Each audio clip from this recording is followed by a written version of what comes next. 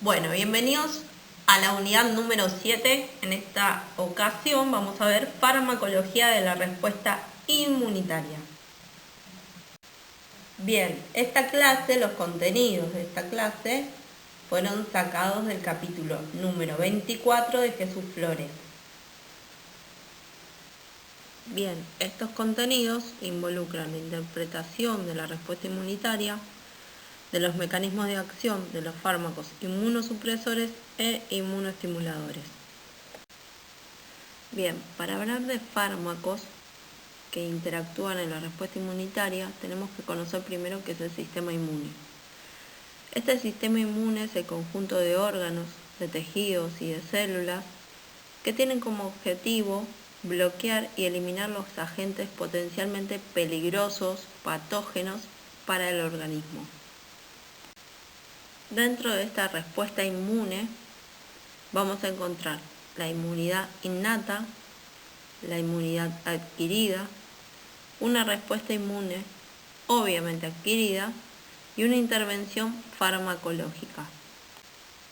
Esta respuesta inmunitaria va a comprender una serie de reacciones celulares cuya misión es defender la integridad del organismo frente a sustancias de diversos orígenes que vamos a llamar antígenos.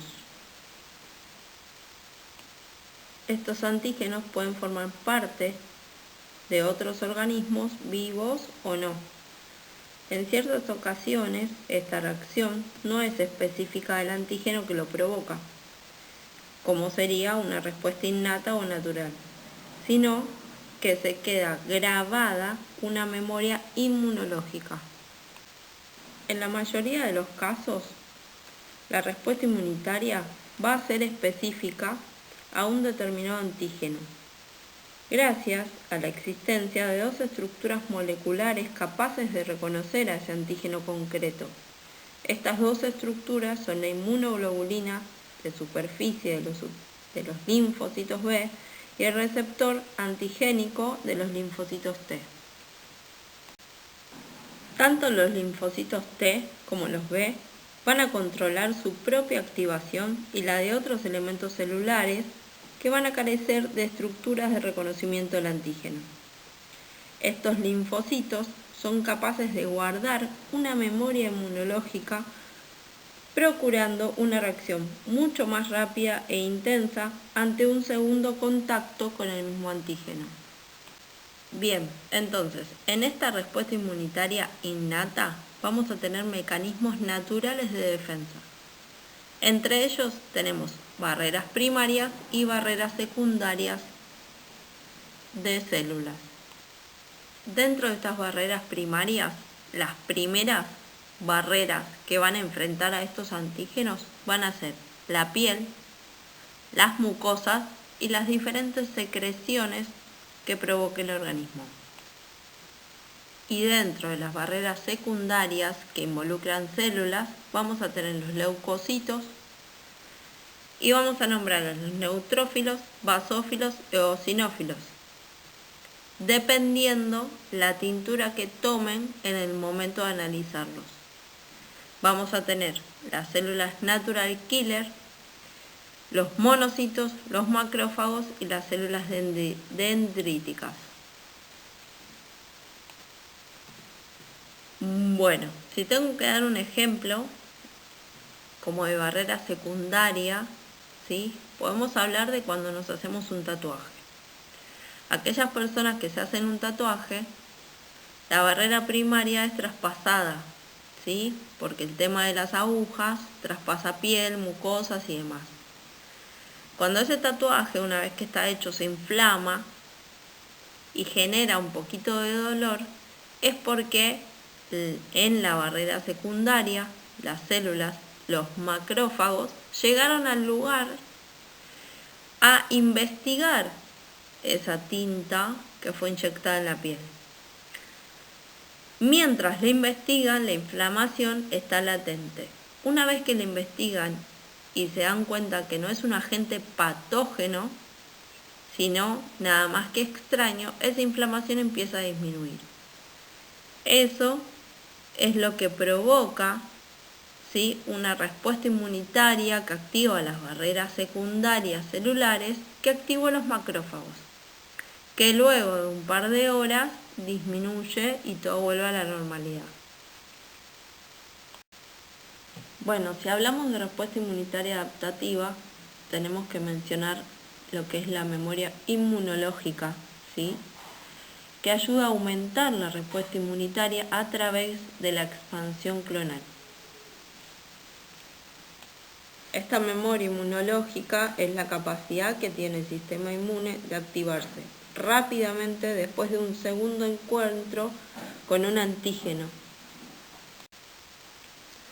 Obviamente que esta respuesta inmunitaria adaptativa va a potenciar la respuesta inmunitaria innata a través de los linfocitos B, T, las inmunoglobulinas y la liberación de diferentes sustancias.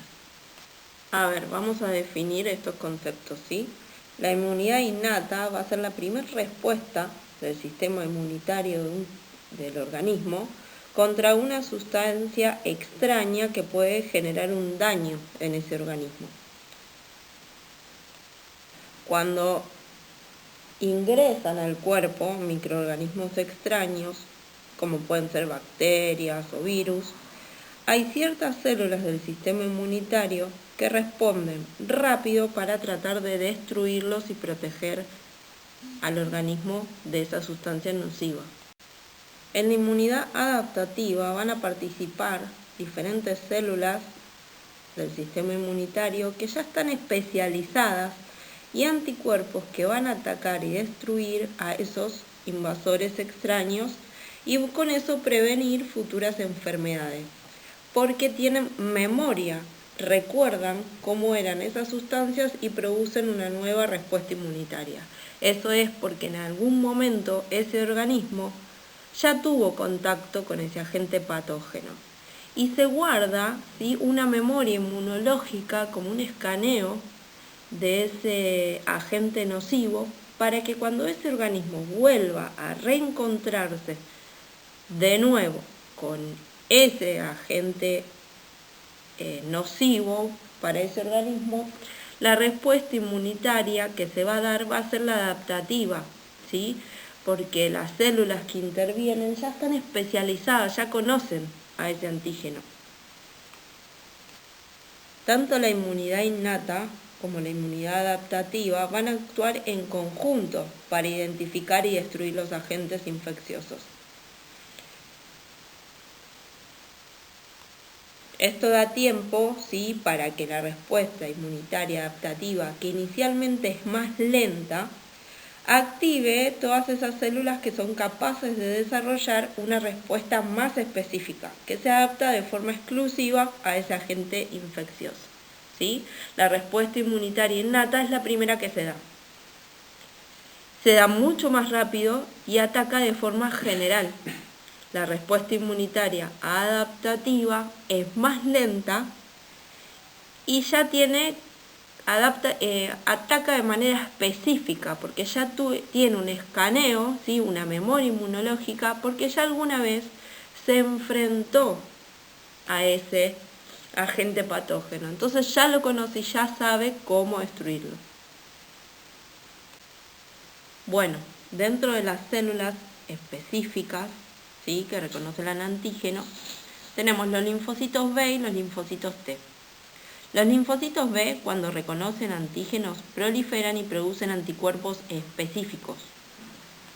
Los linfocitos T son células que están altamente especializadas, que se diferencian en el timo y se distinguen del resto de las células del sistema inmunológico por poseer una estructura, ¿sí?, que se denomina TCR. ¿Qué es este TCR? Bueno, los linfocitos expresan receptores complejos en su superficie celular. Estos receptores de antígenos que les confieren la capacidad de reconocer una gran variedad de moléculas, ¿sí?, de antígenos, otra vez, de los agentes infecciosos, se denominan TCR, es decir, receptor de antígeno de los linfocitos T. Este TCR está compuesto por dos tipos de moléculas, ¿sí?, que van a reconocer específicamente al antígeno unido a moléculas del complejo mayor de histocompatibilidad, MHC, y un complejo molecular que vamos a denominar CD3, que va a transmitir al interior del linfocito T la señal de reconocimiento de ese antígeno. Estrechamente asociada al complejo de receptor de linfocitos T, al TCR, va a existir otra molécula que vamos a denominar correceptora, que permite distinguir dos subtipos de linfocitos: los TCD8 o citolíticos y los TCD4 cooperadores o helpers. Los linfocitos T CD4 helpers van a ser los que producen citoquinas y son células T efectoras, se diferencian. Estos linfocitos T CD4 cooperadores o helpers también los pueden encontrar con el signo de TH, ¿sí? Van a reconocer al antígeno junto a moléculas del complejo mayor de histocompatibilidad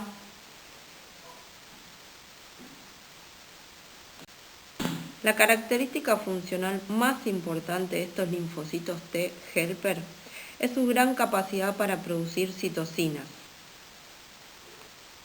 las cuales potencian la activación de la propia célula T y del resto de células del sistema inmunitario.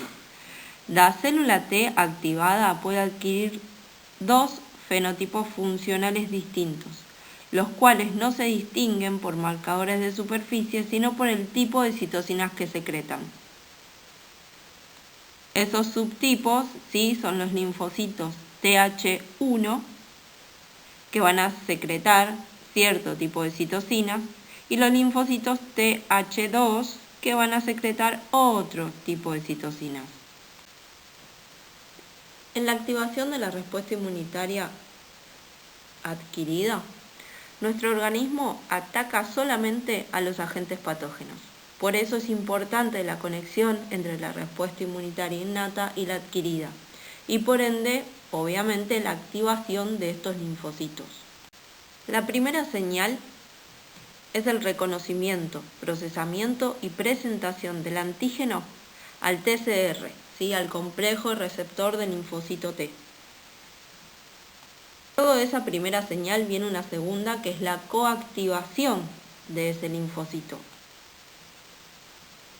Y por último, la tercera señal es esa expansión clonal de los linfocitos a través de las citoquinas. Este es el fenómeno de diferenciación, ¿sí? Diferentes citoquinas inducen diferentes linfocitos TH. Tenemos los TH1, TH2 y TH17. Esta diferenciación de los linfocitos helper van a actuar los TH1 en la respuesta antiviral y antitumoral, los TH2 en la infección parasitaria, y en la infección por bacterias y hongos van a proliferar los TH17. Bien, entonces vamos a resumir un poquito, ¿sí? Cuando el organismo se encuentra ante un agente patógeno, se van a activar dos tipos de respuesta inmunitaria: la inmunitaria innata y la inmunitaria adquirida. Se dan juntas, pero la innata es mucho más rápida y mucho más generalizada. En la respuesta adquirida se activan células específicas, ¿sí?, de manera más lenta, pero se activan células más especializadas en reconocer a ese antígeno y en poder atacarlo de la manera que debe atacarlo para destruirlo. En esa respuesta inmunitaria adquirida van a actuar los linfocitos T, que van a proliferar de acuerdo a las citoquinas que secreten, ¿sí?, ante diferentes respuestas, antivirales, antitumorales, infecciosas parasitarias, por bacterias, hongos y demás. Ahí va a ser el tipo de linfocito que tenga que activarse para atacar y destruir a ese tipo de agente patógeno específico. Bien, ahora, en lo que es la intervención farmacológica, nosotros vamos a tener dos tipos de fármacos. Los fármacos inmunosupresores, que actúan en las enfermedades autoinmunes, trasplante de órganos o tejidos, y fármacos inmunoestimuladores cuando hay inmunodeficiencia, ¿sí? Cuando el organismo no tenga una óptima capacidad de defenderse ante agentes patógenos, va a tener que ingerir fármacos que estimulen esa respuesta inmunitaria.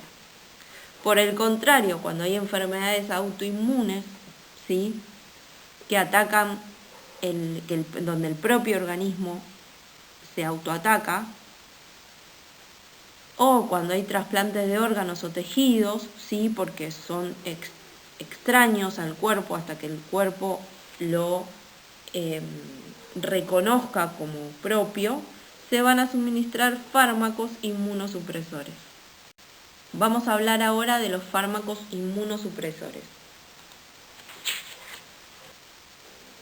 Dado el importante papel que tienen las células T en la regulación de la respuesta inmunitaria, la mayor parte de las técnicas de inmunosupresión van a estar dirigidas a modular la función de estas células. Hasta comienzos de la década de los 80, la inmunosupresión se basaba en el empleo de fármacos citotóxicos y antimitóticos, cuyos efectos, ¿sí?, a nivel general eran bastante inespecíficos. Cuando se introdujo la ciclosporina, por esos años, hubo un cambio sustancial en la terapéutica inmunosupresora. Se hacía posible controlar selectivamente puntos claves en la respuesta inmunitaria sin provocar toxicidad celular generalizada. Con ello, se amplió el campo de los trasplantes a órganos como el corazón, el hígado o el pulmón, cuya función no era posible sustituir. Además, también permitió ampliar las posibilidades terapéuticas en las enfermedades autoinmunes. Paralelamente, creció la investigación de nuevos fármacos capaces de modificar de manera más específica la respuesta inmunológica. Entre ellos se encuentran los derivados citostásticos más selectivos, moléculas que, como la ciclosporina, se fijan a inmunofilinas y anticuerpos dirigidos específicamente contra moléculas que tienen un papel esencial en la respuesta inmunitaria. Estos fármacos inmunosupresores los vamos a clasificar en 4 grupos. Fármacos que inhiben la transmisión de las señales de activación, fármacos que inhiben las señales de proliferación, fármacos que inhiben la síntesis de nucleótidos y anticuerpos monoclonales, policlonales y receptores solubles. En cada uno de estos grupos vamos a encontrar diferentes fármacos, pero vamos a centrarnos en las acciones generales de cada uno. Los fármacos que inhiben la transmisión de las señales de activación son inhibidores de la calcineurina, como la ciclosporiana A y el tacrolimus. Vamos a explicar un poquito esta diapositiva. La ciclosporina es un antibiótico que se aísla de un hongo. Está formado por 11 aminoácidos, ¿sí? Es insoluble en agua, pero soluble en varios solventes orgánicos y lipídicos. Su acción fundamental es inhibir la activación de las células T CD4, ¿sí?, las cooperadores o helpers. en respuesta a los diversos estímulos, ya sean antígenos, mitógenos, bla. Esto se debe a su capacidad de bloquear la transcripción génica de IL-2 y otras citocinas. Una vez que es reconocido el antígeno por el linfocito, cuando el fármaco entra en contacto con él en las fases más tempranas del proceso de activación. Dado el papel fundamental de las células T, los linfocitos T helper, en la proliferación y diferenciación clonal, se comprende que la ciclosporina amortigua o suprima las respuestas citotóxicas que están directamente mediadas por células ante el rechazo de injertos o trasplantes, y también que amortigua o suprima algunas de las respuestas mediadas por anticuerpos, principalmente las dependientes de la activación de linfocitos TH, los T helpers de clase 2. Para que la ciclosporina sea eficaz, tiene que actuar en fases muy tempranas, antes que se inicie la respuesta inmunitaria, o muy precozmente si esta se acaba de iniciar, ¿sí? Una vez que las células T han sido activadas, ya están comprometidas en el proceso de proliferación y la ciclosporina pierde muchísima eficacia.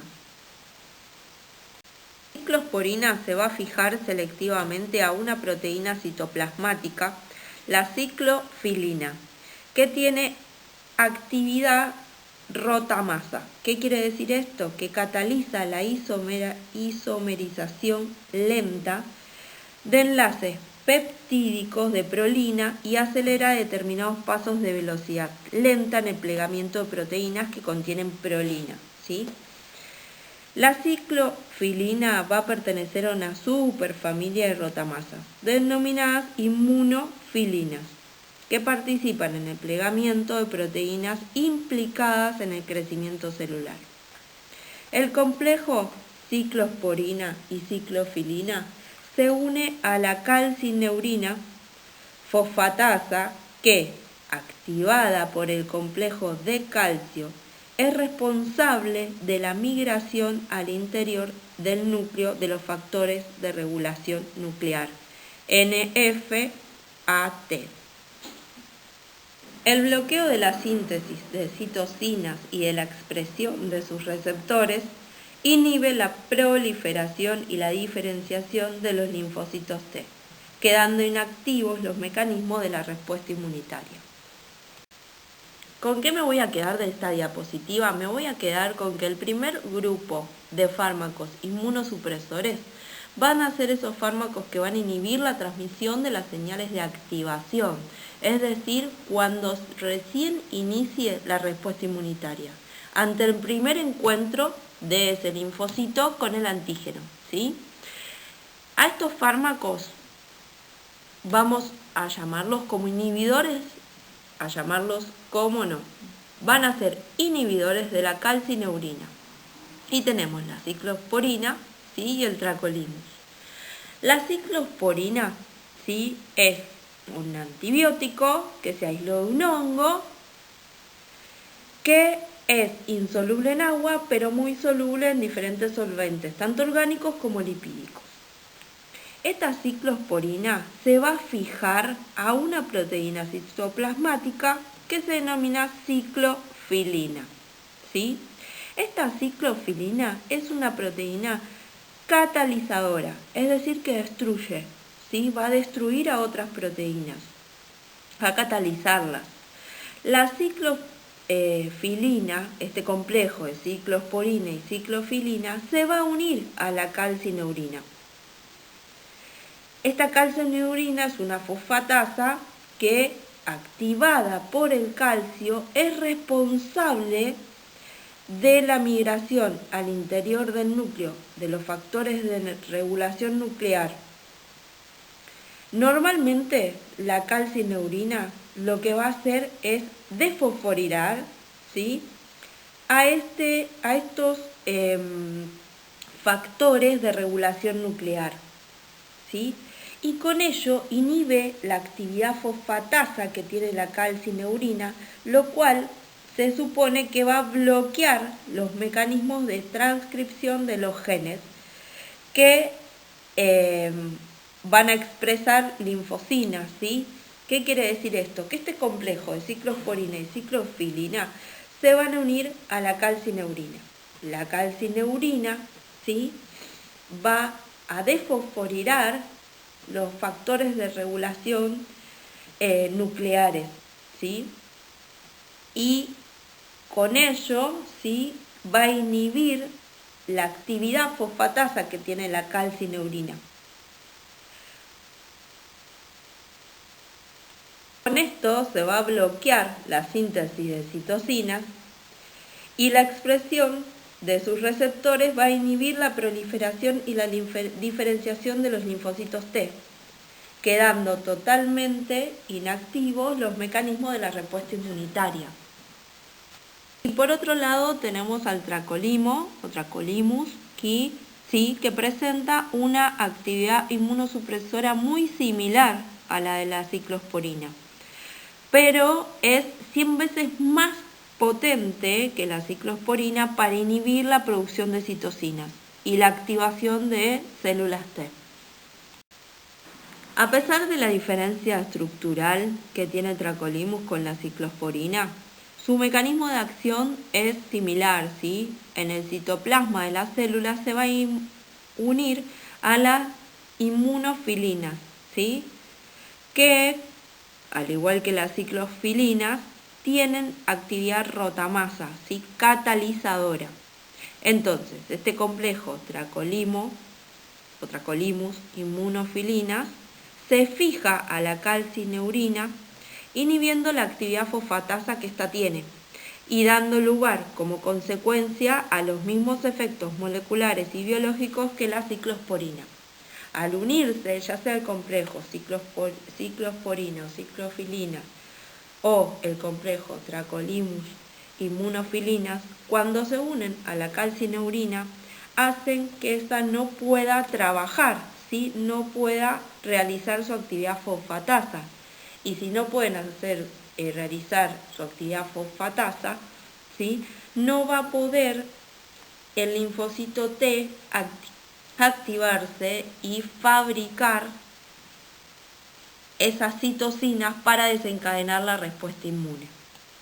Otro grupo dentro de los fármacos que inhiben la transmisión de las señales de activación son los glucocorticoides, que se unen a elementos de respuesta, ¿sí?, a glucocorticoides que están presentes en el ADN celular, generando inhibición de la síntesis de múltiples proteínas inflamatorias. Entre sus funciones encontramos que inhiben la migración de leucocitos al tejido inflamado y activación de los mecanismos celulares, ¿sí?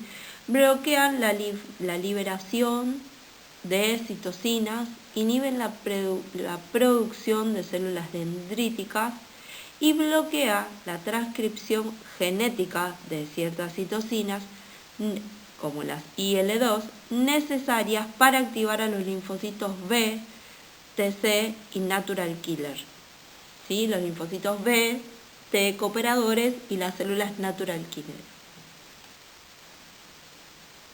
También estabilizan las membranas lisosomales, inhibiendo la liberación de prostaglandinas, bradiquidina e histamina y la permeabilidad capilar. Tienen una acción antiinflamatoria. El segundo grupo son los fármacos que inhiben las señales de proliferación, ¿sí? Ya estamos en la tercera señal, en la etapa en la que los linfocitos se van a diferenciar para atacar de manera específica a ese antígeno. Bien, estos fármacos van a actuar porque son inhibidores de la mTOR. ¿Qué es la mTOR? Es un complejo, ¿sí?, de proteínas cuya acción es ayudar a controlar varias funciones del organismo, varias funciones celulares, incluso la multiplicación y la supervivencia de determinadas células, ¿sí? Es una quinasa que actúa de manera muy clave por debajo de la PLK3, ¿sí? A ver, es una proteína, un complejo de proteínas que se encarga de decir qué célula prolifera y qué célula no, qué célula vive y qué célula no, incluso las células cancerígenas. Por esto, estos fármacos, ¿sí?, al inhibir a la mTOR, van a inhibir la producción de linfocitos T, ¿sí? Porque la mTOR va, en el caso de los linfocitos T, va a estimular su proliferación. Como esta mTOR no está siendo inhibida y no puede trabajar, no hay linfocitos que producir. También, al ser inhibida esta mTOR, se va a inhibir la síntesis de anticuerpos por los linfocitos B, y por ende también se inhibe la síntesis de factores de crecimiento de las células tumorales, ¿sí?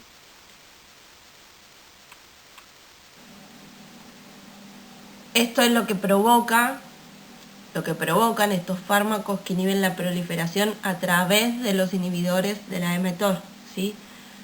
Pueden ser el sirolimus o el everolimus, ¿sí? Y la mTOR, como lo dice la diapositiva, es una familia de proteínas que favorecen el crecimiento y la proliferación celular. Lo que nos queda decir de esta diapo es lo siguiente, ¿sí? Si PI3K, que está asociado al mTOR, a este complejo de proteínas que favorecen el crecimiento y proliferación celular, no estuviera inhibido, el linfocito T activado estimula, ¿sí?, al PI3K y al mTOR a iniciar la transcripción, a que trabaje y que inicie la transcripción de ARN mensajero, síntesis y duplicación de ADN, y con ello el crecimiento y la proliferación celular. Como este complejo está inhibido, todo este cuentito es lo que no se da. Bien, otra manera que tienen estos fármacos que inhiben las señales de proliferación de actuar es inhibiendo, ¿sí?, a la JAK3. ¿Sí? ¿Qué es eso? Es una proteína, es una quinasa, ¿sí?, que actúa intracelularmente como transductora de señal, ¿sí? Como toda quinasa, va a añadir sustancias químicas llamadas fosfatos a otras moléculas como azúcares o proteínas. Otro grupo de fármacos dentro del grupo que inhiben las señales de proliferación van a inhibir justamente a este complejo de quinasas. Y obviamente que si se inhibe esta quinasa, ¿sí?, la JAK3, se va a inhibir la proliferación de linfocitos T y las natural killer. A ver, al estar inhibido, ¿sí?, la JAK3, ocurren estas dos circunstancias, ¿sí?, que se va a inhibir la proliferación de linfocitos T y natural killer. Si esto no estuviera inhibido, la interleuquina 1,5, ¿sí?, activaría a la JAK3 y podría iniciarse la transcripción de ARN mensajero, síntesis y duplicación de ADN, y con ello el crecimiento y proliferación de linfocitos T y células natural killer. Al estar inhibido, ¿sí?, la JAK3, esto no puede darse, ¿sí? La IL-15 es una interleucina que favorece el crecimiento de los linfocitos T y va a inducir la proliferación de las células T y la maduración de las células B, ¿sí? Esta cadena no puede darse porque va a haber fármacos que van a estar inhibiendo la JAK3. Bueno, la tercera familia de fármacos que nos vamos a encontrar inmunosupresores son aquellos que inhiben la síntesis de nucleótidos, ¿sí? Dentro de ellos tenemos que nombrar al micofenolato, MPA. El micofenolato, ¿sí?, es un profármaco, un derivado del ácido micofenólico, que tiene que ser hidrolizado este ácido por diferentes enzimas hepáticas para liberar el producto activo, ¿sí?, el ácido micofenólico. Inhibe la síntesis de nucleótidos, ¿sí? Este micofenolato se va a unir de manera selectiva y reversible a lo que es IMPDH. Bien, ese IMPDH significa inosina monofosfato deshidrogenasa, ¿sí?, que va a estimular la síntesis de guanina y a su vez esto estimula, ¿sí?, o provoca la síntesis de los nucleótidos GMP, GTP y DGTP, ¿sí?, que sería lo que podemos conocer como guanosin trifosfato, guanosin monofosfato, guanosin difosfato, ¿sí? Bien, son nucleótidos. Esto sigue estimulando lo que es la síntesis de ADN y terminamos en el crecimiento y proliferación celular. Como esa inosina monofosfato deshidrogenasa está inhibida, todo este cuadrito no se da. Entonces, nosotros podemos decir que los fármacos que inhiben la síntesis de nucleótidos, uno de ellos es el micofenolato, ¿sí?, que se va a unir de manera selectiva y reversible a la inosina monofosfato deshidrogenasa, va a inhibir en consecuencia la síntesis de guanina, GMP, GTP y DGTP, la síntesis de nucleótidos, y por ende se va a inhibir la proliferación de linfocitos B activados, ¿sí? De esta manera, los fármacos, más allá de los nombres, o cuales sean, que inhiben la síntesis de nucleótidos, actúan como fármacos inmunosupresores. Los fármacos que inhiben la síntesis de nucleótidos, ¿sí?, tenemos a la familia de los citostáticos, ¿sí?, aciotropina, leflunomida, ciclofosfamida, metotrexato y mitoxantrona, ¿sí? Estos fármacos citostáticos son inmunosupresores, citotóxicos y antineoplásicos, ¿sí? Se utilizan cuando hay procesos cancerígenos, como podría ser en la leucemia. Inhiben la síntesis de nucleótidos, proteínas y cofactores necesarios para la síntesis de ADN y ARN. Si no puedo sintetizar ni ADN ni ARN, no voy a poder sintetizar que se fabrique ninguna célula. Y bloquean la proliferación celular y favorecen la apoptosis, es decir, la muerte celular. De esta manera actúan. Bien, dentro de este grupo de fármacos inmunosupresores tenemos que hablar de los anticuerpos y los receptores solubles, ¿sí? Los anticuerpos monoclonales y policlonales se van a unir de manera específica a una molécula diana a la cual reconocen como su antígeno. Y esta unión favorece la eliminación o el bloqueo de ese antígeno, de esa sustancia tóxica o no. Luego, los receptores solubles, tenemos que son moléculas receptoras de membrana que compiten por el ligando con el receptor de la membrana y evitan la señal de activación de este sobre el receptor nativo. ¿Qué quiere decir esto? Que los receptores solubles lo que van a hacer es evitar que el receptor que va en ese ligando de membrana, ¿sí?, en ese lugar de membrana, se una. Y así evitan la señal, la activación, ¿sí? Es como que se interponen en el camino de activación de ese receptor. Estos receptores monoclonales, ¿sí?, son conocidos como biológicos. En plena expansión, ¿sí?, son inmunoglobulinas producidos por los linfocitos B que están inmunizados con un antígeno en particular. A ver, estos preparados de anticuerpos monoclonales contienen una mezcla de inmunoglobulinas y todas ellas son idénticas, producidas por los linfocitos B originarios de la misma clona, ¿sí? Como de la misma familia, que reconocen al mismo tipo de antígeno. A ver, ¿qué quiere decir todo este cuadrito, este dibujito que ven acá?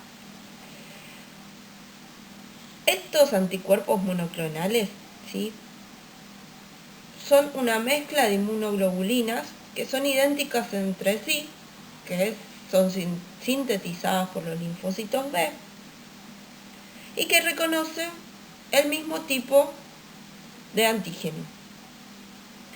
Estas se purifican a partir de clones de hibridomas, secretoras de inmunoglobulinas idénticas, las cuales se obtienen fusionando células de una línea con linfocitos B de un animal inmunizado con el antígeno frente al cual se desea obtener ese anticuerpo monoclonal.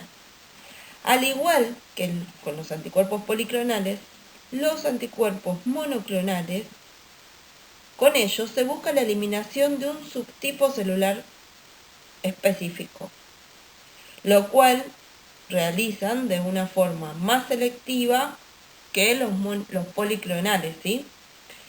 En algunos casos lo que se va a buscar es el bloqueo funcional de la molécula para la que son específicos estos anticuerpos monoclonales. A ver, ¿cómo se hace esto? A un animal, como ven en el dibujito, un roedor, por ejemplo, se le coloca el antígeno. ¿Para qué? Para que secrete sus anticuerpos. Esos anticuerpos, si esas células hay inmunes que para determinada patología, determinado antígeno, se fueron fabricadas, para ponerle un título, se van a aislar, ¿sí? Se van a aislar y se van a enfrentar, ¿sí?, a lo que serían las hibridomas. Esta selección de hibridomas, de estas moléculas, más allá del nombre, estas moléculas van a producir específicamente ese anticuerpo, ¿sí? Van a generar esa expansión clonal, que se multipliquen esos anticuerpos. Y esos anticuerpos, pues monoclonales, se van a sacar y administrar al paciente para que ataquen de manera específica ese antígeno. Es decir, que lo que se hace es se crea un anticuerpo, ¿sí?, con una estructura mucho más chica, por eso lo denominamos monoclonal, ¿sí?, porque es como un clon del anticuerpo más específico, sin tanta vuelta. ¿Para qué? Se clona ese anticuerpo, ¿para qué? Para que ataque de manera específica a esa célula que se quiere destruir. También les quiero agregar que, dado que la mayoría de estos anticuerpos monoclonales son utilizables en lo que es la clínica humana, son de origen animal, la mayor limitación que tiene de su empleo es la producción por parte del paciente de anticuerpos frente al propio anticuerpo monoclonal, ¿sí? Esto ocasiona la pérdida de eficacia de este anticuerpo monoclonal y muchas veces una enfermedad del suero, ¿sí? O sea que el mismo paciente limita, por generar sus propios anticuerpos, este anticuerpo monoclonal que lo está tratando de ayudar. Para evitar este problema, se pueden humanizar los anticuerpos monoclonales, empleando dos tipos de estrategias. Una es la inserción de la región hipervariable de la unión del antígeno con el anticuerpo monoclonal, ¿sí?, en la estructura de la inmunoglobulina humana. Y la otra es la producción del anticuerpo monoclonal en ratones transgénicos por con cadenas que van a ser ligeras y pesadas de inmunoglobulinas humanas, los cuales puedan producir anticuerpos monoclonales idénticos a los anticuerpos humanos. Y la administración conjunta de otros fármacos inmunosupresores también va a reducir la producción de estos anticuerpos por parte del paciente. ¿Sí? ¿Qué quiere decir esto? Que para evitar que el paciente contrarreste a estos anticuerpos monoclonales, lo que se intenta a través de dos estrategias, ¿sí?, es que no lo reconozcan como extraño y no lo ataquen. Y para eso su producción tiene que ser idéntica, ¿sí?, a la del ser humano. Este anticuerpo monoclonal tiene que ser totalmente idéntico al del ser humano, ¿sí?, para que el propio paciente no lo ataque. Por ejemplo, si yo les tengo que decir, ¿sí?, los anticuerpos monoclonales van a tener una nomenclatura, obviamente, ¿sí? Por ejemplo, el rituximab es un anticuerpo monoclonal quimérico que ataca células tumorales. Ri es el prefijo comercial, según el laboratorio. Tu es por la célula diana que va a atacar, puede ser tumoral, del sistema inmune, interleucinas. XY es el origen, marca el origen, ¿sí?, si es humano, si es de ratón, si es quimérico, si es humanizado. Y el MAB es el tipo de fármaco, ¿sí?, si es un anticuerpo monoclonal, policlonal o es una proteína de fusión, ¿sí? Y ahí va a ser lo que se coloque, MAB, PAU o CET.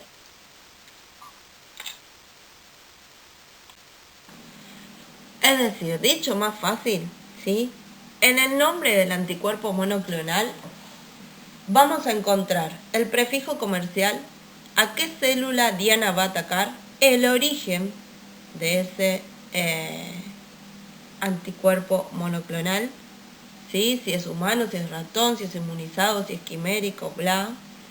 Y también vamos a encontrar qué tipo de fármaco es, si es un monoclonal, policlonal o una proteína de fusión.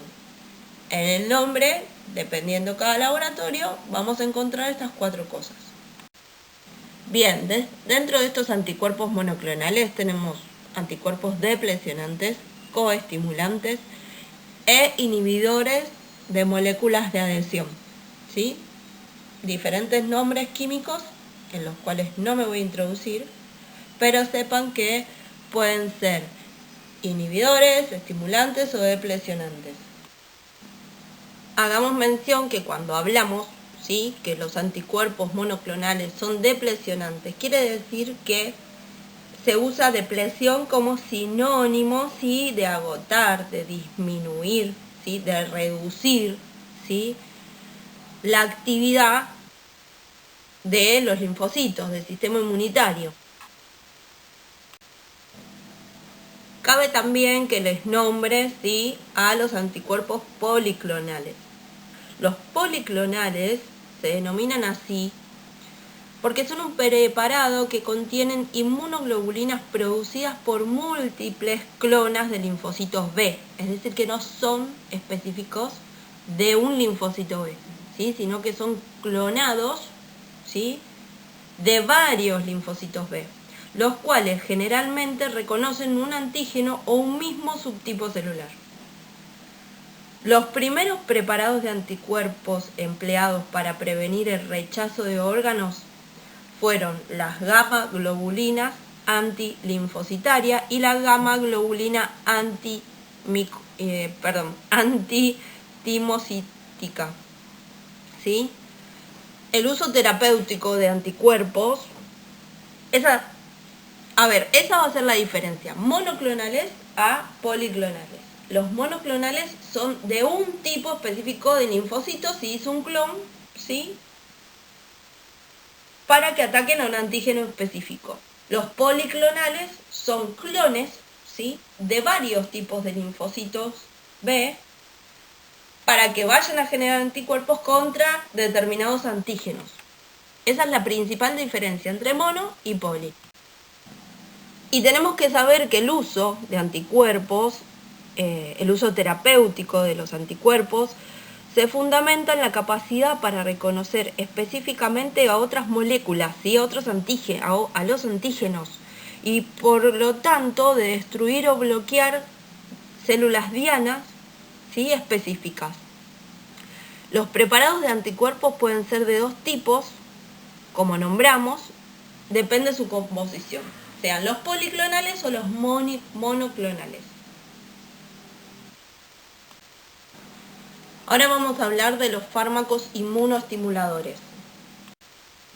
Bien, vamos a hablar un poquito de estos fármacos inmunoestimuladores, ¿sí? Por el siglo XVII, ¿sí? El primer inmunoestimulante que se utilizó, ¿sí? Fue la vacuna contra la viruela, ¿sí? Que se aisló, se fabricó con un virus que estaba íntimamente relacionado con el antígeno de la viruela y que se obtuvo, ¿sí? De las vacas. Desde ese entonces fue que se ha generalizado el empleo de vacunas para conferir protección ante múltiples enfermedades infecciosas, obteniéndose generalmente buenos resultados cuando se emplean en personas con un sistema inmunitario normal. Sin embargo, en los pacientes portadores de inmunodeficiencias congénitas o adquiridas, el efecto protector de las vacunas no siempre es evidente y además estos individuos presentan una susceptibilidad mucho mayor que la población general a padecer obviamente infecciones graves y en ocasiones por gérmenes que aparecen así porque sí, que son oportunistas. Para tratar de aumentar y restaurar funciones críticas del sistema inmunitario en estos individuos, es lo que se ha desarrollado, ¿sí? Que se han desarrollado diversas modalidades de inmunoestimulación. En individuos con un sistema inmunitario normal existen además dos situaciones en que también puede resultar útil estimular la respuesta inmunitaria.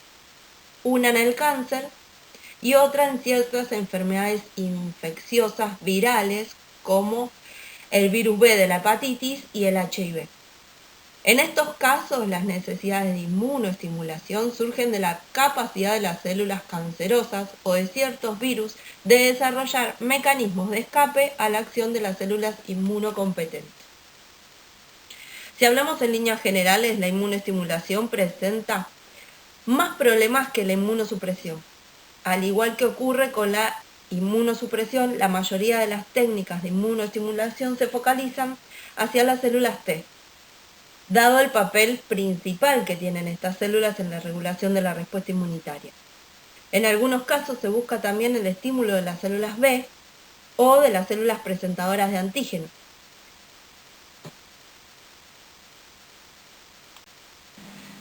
Las citocinas son proteínas que son solubles, ¿sí? Producidas por las células inmunocompetentes que actúan como auténticos factores hormonales que van a regular de forma precisa la respuesta inmunitaria. Ejercen sus efectos de forma autócrina o parácrina, actuando a muy corta distancia. Si bien en algunos casos tienen funciones endocrinas, la importancia de los efectos biológicos que regulan están sujetas a un estrecho control todo el tiempo. Así que se considera que la concentración de los inhibidores de las citocinas es del orden de 10 veces superior a la de las propias citocinas. Como consecuencia, las citocinas tienen una vida media muy corta, unos minutos, y su denominación suele obedecer a la primera función demostrada, aunque a veces no sea la más relevante.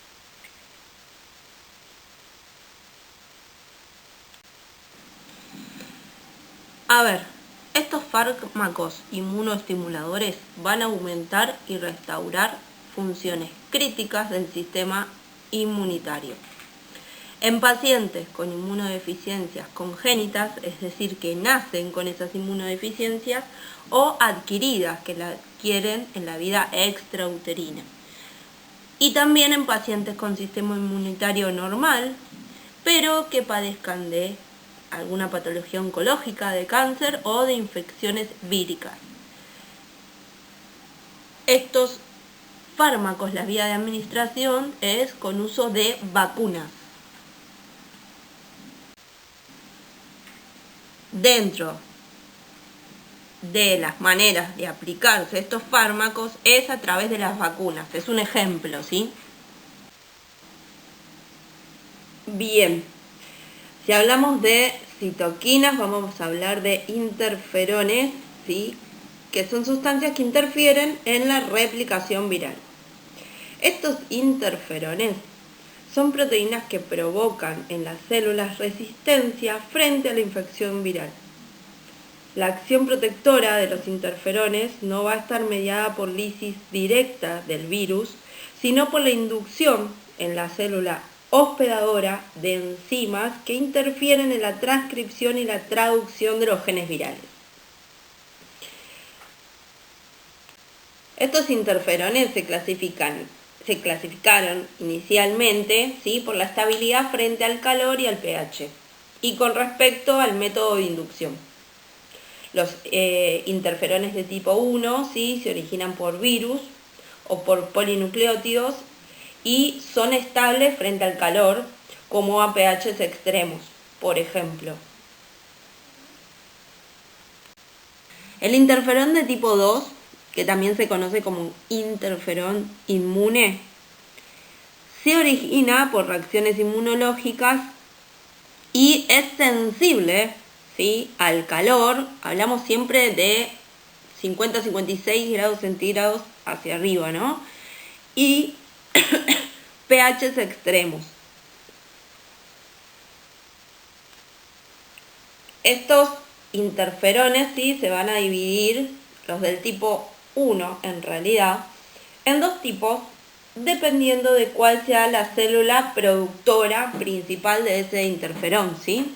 Los interferones alfa 2A son secretados por linfocitos, genera activación de macrófagos, linfocitos T y natural killer. Los interferones beta 1A son secretados por fibroblastos, favoreciendo la acción de los linfocitos T.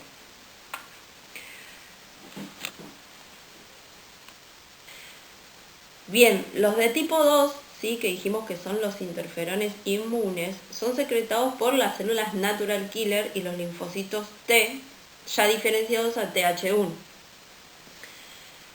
Estos interferones inmunes de grado 2 van a favorecer la activación de los macrófagos, que son otras células sanguíneas del sistema inmune, y que intervienen en el sistema inmune, y de las células natural killer, a través del aumento de moléculas de MCH. Es decir, complejo mayor de histocompatibilidad, ¿sí? Recuerden que el sistema mayor de histocompatibilidad, MCH, por su nombre en inglés, es una serie de genes polimórficos y fundamentales para la inmunología, que se localizan en los cromosomas humanos y de los animales. Este conjunto de genes es el encargado de codificar proteínas de superficie celular que tienen un papel importante en la respuesta inmune.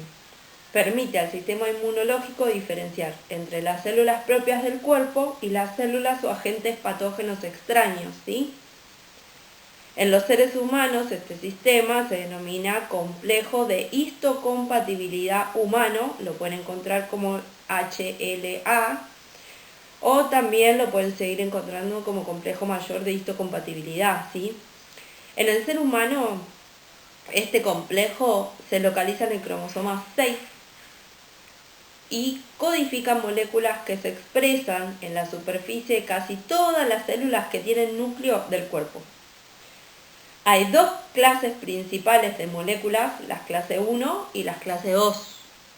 Si tengo que seguir hablando de este complejo mayor de histocompatibilidad, les voy a decir que la clase 1 están todas las células nucleadas y que es esencial para la respuesta inmune a las infecciones virales. ¿Sí? Las células infectadas por virus presentan fragmentos de proteínas virales en su superficie a través de las moléculas del complejo mayor de histocompatibilidad humano, clase 1. Estas moléculas son reconocidas por las células T citotóxicas que desencadenan la destrucción de las células infectadas. ¿Sí? Es como una especie de presentador. Por otro lado, las moléculas del complejo mayor de histocompatibilidad de clase 2 se encuentran principalmente en las células presentadoras de antígenos como los macrófagos y las células dendríticas, y son esenciales para la respuesta inmune a las bacterias y otros patógenos extracelulares. Estas células capturan y procesan los antígenos y luego se los presentan en su superficie a través de las moléculas del complejo mayor de histocompatibilidad clase 2. Las células T helper reconocen estos complejos del antígeno con el complejo mayor de histocompatibilidad y se activan para ayudar en la eliminación del agente patógeno, ¿sí? Entonces, ¿qué tengo que saber del complejo mayor de histocompatibilidad? ¿Sí? Que hay dos clases, clase 1 y clase 2, ¿sí? Que en los humanos se encuentran el cromosoma número 6, ¿sí? Y que se expresan en todas las células que tienen núcleo en la superficie, todas las células que tienen núcleo dentro del cuerpo, ¿sí? Bien, la clase 1 se va a activar, son para presentar el antígeno a las células T, ¿sí? T helper, cuando ese agente patógeno es una infección viral. El complejo mayor de histocompatibilidad clase 2 se va a activar cuando ese antígeno sea bacteriano, ¿sí? Y va a presentar este antígeno a los macrófagos, ¿sí? A los macrófagos, ¿sí? Y a las células dendríticas, ¿sí? Clase 1, virus. Clase 2, bacterias. Dentro de las citoquinas, además de los interferones, vamos a encontrar las interleucinas, que la más utilizada en terapéutica es la 2, ¿sí? La aldesleucina. Estas sustancias, ¿sí? Son sustancias que van a mediar los efectos entre los leucocitos. Van a provocar proliferación y diferenciación de las células T, ¿sí? TC y TH, células B, los linfocitos B, macrófagos y las células natural killer. Como las interleucinas y los interferones, también tenemos los factores estimulantes de colonia. Estos estimulan la proliferación y activación de células progenitoras de granulocitos hasta convertirlas en neutrófilos funcionalmente maduros, ¿sí? Esta serie de citocinas se caracteriza por provocar diferenciación de diversas líneas hematopoyéticas, es decir, de diferentes células sanguíneas. Algunas se producen localmente en los órganos linfoides primarios, mientras que otras se producen en el foco inflamatorio, constituyendo una señal de alerta para que la médula ósea acelere la producción de una o varias líneas de células inmunocompetentes. Una de estas citocinas, ¿sí?, es la interleucina 3. Es un cofactor necesario para la maduración de cualquiera de las distintas células que derivan de la célula madre. El resto de las citocinas conocidas en este grupo, ¿sí?, de factores estimuladores de colonias generan diferenciación selectiva de alguna línea hematopoyética. Por ejemplo, la IL-7 provoca diferenciación hacia la línea linfoide, mientras que la IL-11 lo hace hacia la línea megacariocítica.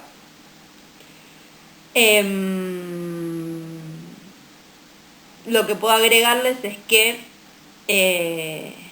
se han descrito factores estimuladores de la formación de colonias de granulocitos, de monocitos o de ambas.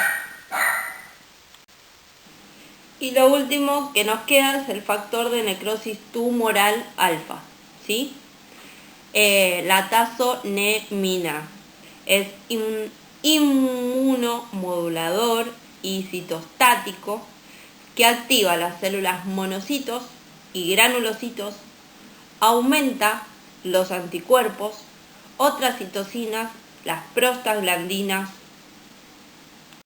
Bien, y por último nos queda hablar de los últimos fármacos inmunoestimuladores, que son las inmunoglobulinas y los productos bacterianos y fúngicos, ¿sí?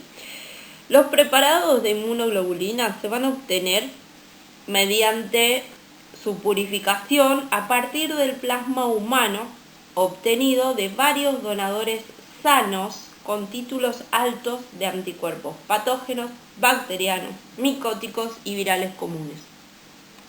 Generalmente estos preparados van a contener todas las subclases de inmunoglobulinas, ¿sí?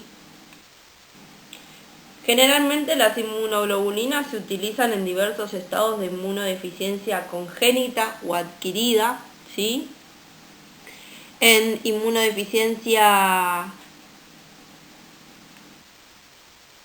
combinada con otra patología de carácter grave, en leucemia linfocítica crónica o el mieloma múltiple, por ejemplo, cuadros hematológicos y enfermedades virales también. Y con el objetivo también de incrementar una reacción inmunitaria apropiada, en algunas circunstancias se emplea bacterias o productos derivados de bacterias o de hongos, ¿sí? Los más empleados son las micobacterias, como el bacilo de Calmette y Guerin, ¿sí?, BCG, como dice ahí, que es una cepa viable, atenuada, ¿sí? Y también podemos encontrar varios derivados de esta cepa, ¿sí?, que son fagocitadas por macrófagos que estimulan la respuesta inmunitaria. A ver, el principal mecanismo atribuido a estos productos es la estimulación del procesamiento y presentación de los antígenos por los macrófagos, facilitando así la activación de los linfocitos T. Los macrófagos que son activados por estos productos muestran también que secretan una secreción, ¿sí?, aumentada de interleuquina 1. También se piensa que estimulan a las células natural killer, lo que podría explicar el efecto beneficioso en algunos tipos de cáncer, ¿sí? Algunos productos bacterianos también van a ser capaces de estimular directamente a las células B. Como consecuencia de eso, se va a observar un aumento en las respuestas citolíticas o en la secreción de anticuerpos, ¿sí? Bueno, y lo último que nos queda, como fármacos inmunoestimuladores, vamos a encontrar una mezcla de polipéptidos sintéticos, ¿sí?, que se utilizan en el tratamiento de la esclerosis múltiple. Bueno, hemos llegado al fin de la clase. Muchas gracias y éxitos en el parcial.